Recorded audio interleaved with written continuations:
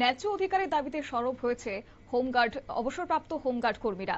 6 সদস্যদের এক প্রতিনিধি দল আজ রাজ্য পুলিশের মহানির্দেশকের সঙ্গে সাক্ষাৎ করেছেন। তাদের মূল লক্ষ্য দীর্ঘদিন ধরে চলতে থাকা কিছু গুরুত্বপূর্ণ দাবিকে প্রশাসনের সামনে তুলে ধরা। এই প্রতিনিধি দলের অন্যতম প্রধান দাবি হলো বর্তমানে হোমগার্ডের যে মাসিক পেনশন 2500 টাকা দেওয়া হচ্ছে তা বাড়িয়ে অন্তত 10,000 টাকায় উন্নীত করা হোক। তাদের বক্তব্য, বর্তমান বাজার দর এবং জীবনযাত্রার খরচের সঙ্গে এই অল্প পেনশন কোনোভাবেই সামঞ্জস্যপূর্ণ নয়। শুধুমাত্র পেনশন বৃদ্ধি নয়, এর পাশাপাশি আরও দুটি গুরুত্বপূর্ণ দাবি তারা তুলে ধরেছেন। কি রয়েছে প্রতিনিধি দলের পক্ষ থেকে বক্তব্য শুনুন। আমাদের যেন পেনশন টাকাটা যেন বাড়ায় দেওয়া হয়, 10,000 ন্যূনতম 10,000 যেন দেওয়া হয়। হ্যাঁ, এবং আপনার মৃত্যুর পর যেন আপনার ওয়াইফ যেন পেনশনটা পাওয়া যায়, জমিটা বাঁচার জন্য। বর্তমানে কত করে দেওয়া হয়? 2,500 পেয়েছি, 2,500 টাকা পেনশন। আজকে মূল পেনশনের দাবিতে এখানে আছে। হ্যাঁ, পেনশন দাবি। কতজন রয়েছেন আপনারা? আমরা এখানে তো এখন বর্তমানে আছি 20 জন। অনেকে দূর দূরান্ত মধ্যে আইতে হবে, তারা না করে দিচ্ছি। সারা রাজ্যে আপনি কতজন আছেন? কতজন প্রায় 1300। আজকের দিনে 2,500 টাকা দিয়ে কিভাবে আপনারা মানে আজকে খুব কষ্ট। ডাক্তারদের দেখাতে ওষুধপত্র বয়স হচ্ছে আপনার, ঠিক আছে স্যার।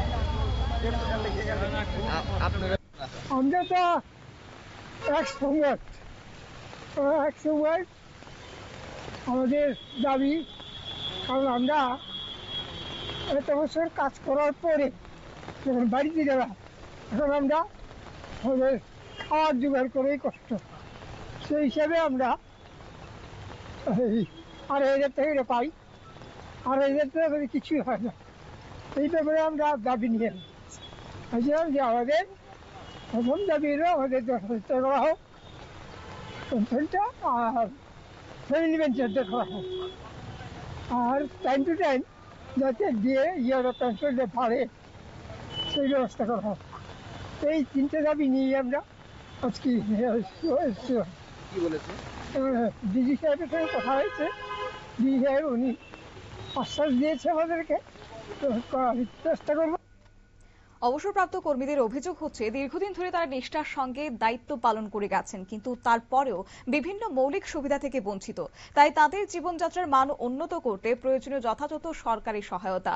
প্রতিনিধি দলের সদস্যরা তারা জানিয়েছেন যে তারা আশাবাদী যে রাজ্য পুলিশের মহানির্দেশক তাদের এই দাবিগুলি সহানুভূতির সঙ্গে বিবেচনা করবেন এবং বিষয়টি সরকারের উচ্চ পর্যায়ে তুলে ধরবেন। এক সাক্ষাৎকারে তারা জানিয়েছেন অবসরপ্রাপ্ত হোম গার্ডের কর্মীরা নতুন আশা সঞ্চার হয়েছে তাদের মধ্যে। এখন দেখার বিষয় হচ্ছে প্রশাসন তাদের এই দাবিগুলিকে বিবেচনা করে কত দ্রুত কার্যকরী পদক্ষেপ গ্রহণ করে। নিয়ে নিচ্ছি ছোট্ট একটি বিজ্ঞাপন বিরতির সঙ্গে থাকুন।